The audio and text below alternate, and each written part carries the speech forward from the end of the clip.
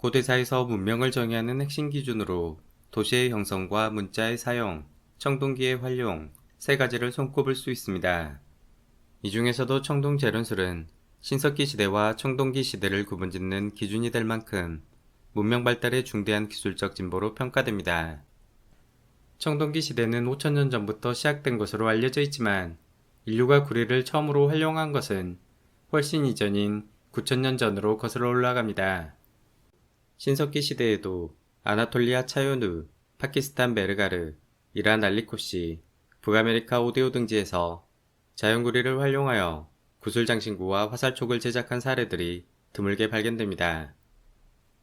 다만 이 유물들은 자연산 구리 덩어리를 돌망치로 두드리는 냉간 단조 방식으로 제작되었기 때문에 진정한 의미의 청동 재련술이라 말할 수 없습니다.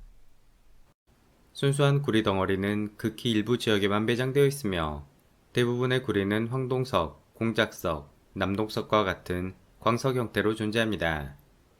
이러한 광석을 가열하여 순수한 구리 금속을 추출하고 여기에 9대1 비율로 주석을 첨가해 구리합금을 만드는 과정이 진정한 청동 재련술에 해당합니다. 문명의 시발점으로 알려진 중동 지역에서 청동 재련술이 시작되었을 것이라는 예상과 달리 그 기원은 세르비아 다뉴브강 유역의 7천년 전 빈차 문화에서 시작된 것으로 최근 연구를 통해 확인됩니다. 빈차 문화가 꽃피운 세르비아는 북쪽 평야지대와 남쪽 산악지대로 이루어진 내륙국으로 고대부터 다뉴브강과 사바강의 주류들은 농경문화의 젖줄이자 주요 교역로 역할을 했습니다. 신석기 말에 해당하는 7천년 전 중동에는 우바이드 문화, 중부 유럽은 LBK 선용 토기 문화, 발칸반도는 빈차 문화가 발전했으며 각 지역별로 농경생활 전반에 걸쳐 여러 획기적 변화들이 나타났습니다. 빈차 문화의 경우 구릉지 위에 원형 해자로 둘러싸인 대규모 목책 마을들이 곳곳에 들어서며 인구가 비약적으로 증가했습니다. 일부 대형 원형 해자는 깊이가 3m, 너비가 7m에 달했으며 이는 외부 세력의 침입을 막기 위한 요새화된 구조물이었음을 알려줍니다. 전쟁의 흔적은 발견되지 않지만 빈차 유족의 점토 인형 그룹은 마을의 방어 병력과 지도자를 표현한 것처럼 보입니다. 빈차 문화를 대표하는 빈차 벨로 브루도 마을은 다뉴브강과 사바강이 합류하는 지점에 위치합니다. 8만 평의 넓은 면적에 3,000명가량 주민이 거주했던 것으로 추산되며 동시대 다른 신석기 유적들보다 월등히 큰 규모를 자랑하죠. 빈차 주민들은 밀과 기리, 보리, 아마를 재배하고 소와 염소, 돼지를 사육하는 한편 사냥과 채집을 함께 병행하며 식량 자원을 안정적으로 확보했습니다. 특히 소는 우유와 가죽을 제공하고 짐을 나르거나 쟁기질에 활용되는 가장 중요한 가축이었습니다. 목책마을 안에는 직선형 골목길을 따라 비슷한 크기의 300채가량 집들이 자리 잡았습니다. 집은 30평 정도로 넓은 편이었고 목재 기둥과 화덕, 2층 구조를 갖춘 상당히 발전된 주거 형태를 보여줍니다.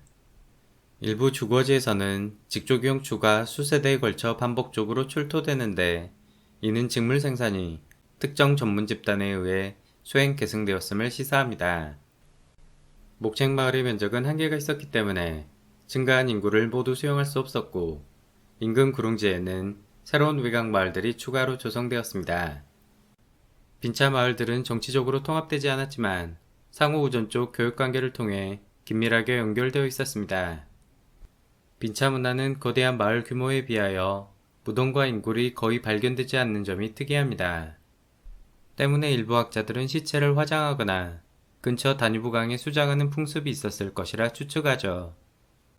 소수의 인구를 대상으로 유전자 분석을 시행한 결과 아나톨리아계 초기 농경민 계통이 90%로 대다수였고 10%의 유럽 수렵채집인 계통이 혼재된 것으로 조사되었습니다.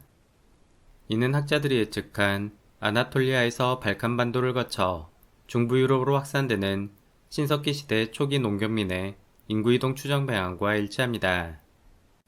빈차 토기는 800도 이상 고온에서 구워져 광택이 나는 흑색의 단단한 표면을 가지며 다양한 형태의 그릇과 잔, 접시, 항아리로 제작되었습니다. 삼각형 얼굴에 커다란 눈과 코가 인상적인 점토인물 조각사 한 수천 점이 출토되었으며 기하학적 문양이 새겨져 있거나 샤머니즘 요소가 짙은 가면을 쓴 모습도 확인됩니다. 흥미롭게도 빈차 문화의 인물상은 동시대 중동 우바이드 문화의 조각상과 묘하게 유사한 분위기를 자아냅니다. 이처럼 안정적 농경 생활의 기반을 마련한 빈차 문화는 기술적 측면에서도 인류 문명사의 새로운 도약을 이끌었습니다. 그것은 바로 인류 최초로 구리광석을 재련하여 청동합금을 만들기 시작한 것입니다. 실제 여러 빈차 유적에서 구리 재련의 흔적과 함께 가장 이른 시기의 청동 유물들이 다수 출토되고 있습니다. 세르비아는 유럽 최대 규모의 구리광산이 위치할 만큼 구리광석이 매우 풍부한 지역으로 알려져 있죠. 빈차 문화에서 가장 먼저 활용된 구리광석은 공작석으로 청록색의 아름다운 색감 때문에 초창기 주로 구슬 장신구로 가공되었습니다. 현재까지 빈차 유적들 중 가장 이른 시기의 구리광석 채굴과 재련 가공이 확인된 곳은 벨로보데 정착지입니다. 벨로보데에서는 7000년 전에 공작석 구슬과 펜던트, 구리 재련 찌꺼기인 슬래그 덩어리가 발견되었습니다.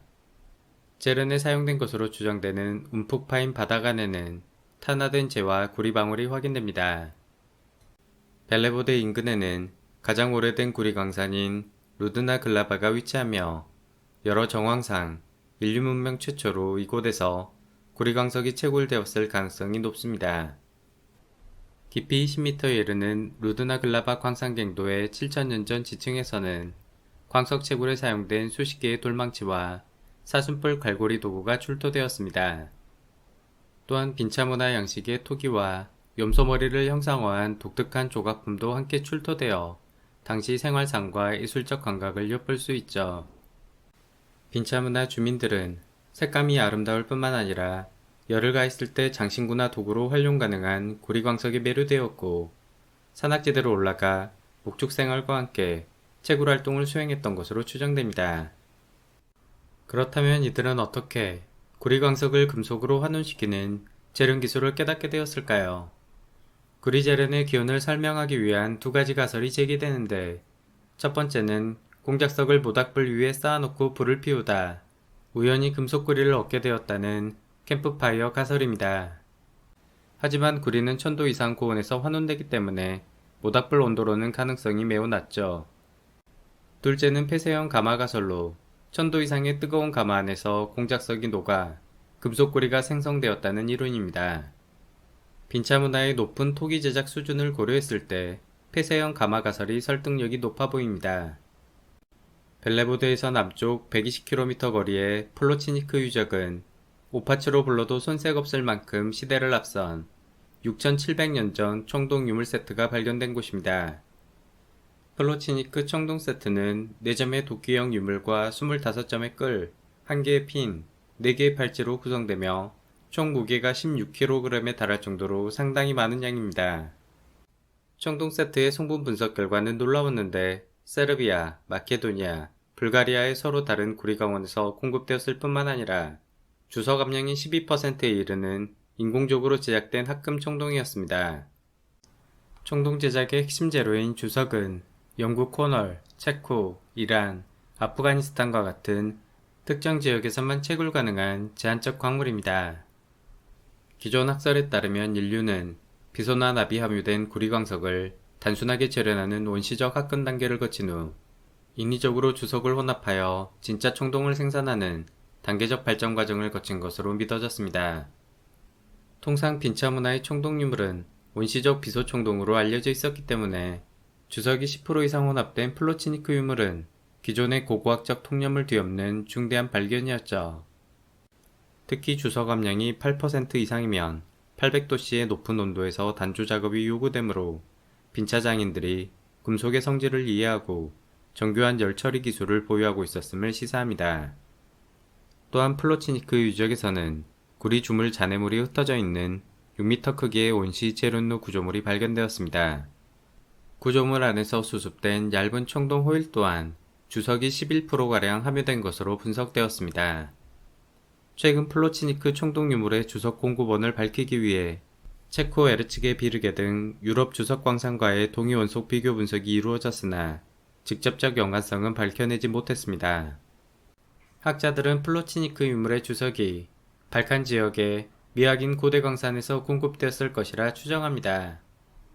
하지만 주석이라는 희귀 광물을 어떻게 확보하고 이렇게 빠른 속도로 정교한 청동 도구를 제작할 수 있었는지는 여전히 풀리지 않는 미스터리입니다.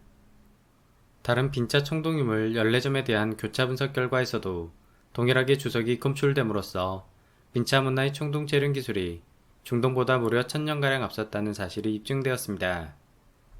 한편 일부 학자들은 빈자 문화에서 가장 이른 시기에 문자 체계가 개발되었을 가능성이 높다고 주장합니다. 루마니아 타타리아에서 발굴된 세 개의 점토판에는 상형 문자처럼 보이는 추상적 기호들이 새겨져 있죠. 타타리아 표식은 동시대 우바이드 문화의 도장형 인장과 매우 흡사하며 상업적 교육을 위한 기호 체계로 활용되었을 것이라 추측합니다. 이렇듯 빈차 문화는 신석기 시대를 뛰어넘는 다양한 혁신을 이루었지만 천년가량 번영을 지속하다가 빠르게 몰락하는 모습을 보여줍니다. 이는 집약적 농업으로 인한 토양의 황폐화와 자원 고갈, 인구 감소, 사회 내부의 불안정 같은 복합적 요인들이 맞물린 결과로 추정됩니다. 대규모 구릉지 마을들은 축소되거나 소멸하였고 세련된 토기와 청동 재련 기술도 자치가 사라지면서 고고학적 암흑기에 접어들었습니다. 세르비아 지역의 빈차 문화는 쇠퇴했지만 대신 재련 기술은 남동쪽 트라키아, 현재 불가리아 지역으로 전파 계승되었습니다. 일례로 흑해 연안의 6400년 전 바르나 문화에서 고도로 발달된 금 가공품과 구리 유물들이 돌연 등장하기 시작합니다. 바르나 무동군에서 출토된 3000점의 금 부장품은 총 무게가 6kg 이상에 이르며 전 세계에서 가장 오래된 금 유물이자 선사유적을 통틀어 비교 대상이 없을 만큼 독보적 물량을 자랑합니다. 이는 수메르 전역의 금 유물을 모두 합한 무게보다 몇 배나 많은 엄청난 양으로 알려져 있죠. 바르나 유물은 재련 기술이 고대사회의 패러다임을 어떻게 변화시키고 위계 질서와 권력 형성에 얼마나 크게 기여했는지를 명확하게 보여줍니다.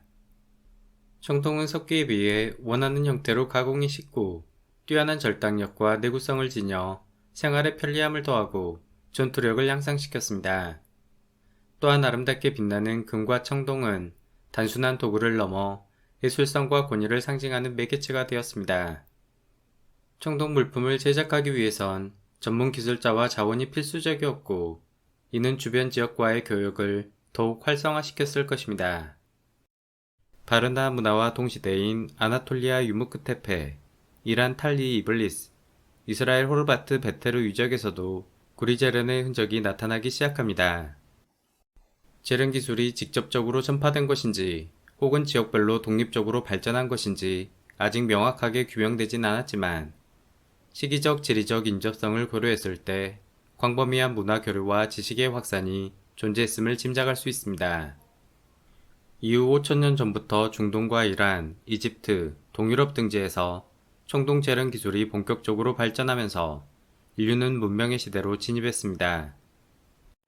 청동 재련 기술이 중국에 전파되기까지는 1000년가량 소요되었으며 중앙아시아의 안드로노보, 카라수크, 세이바 트루비노 문화의 유목민으로부터 육로를 통해 전파된 것으로 추정합니다.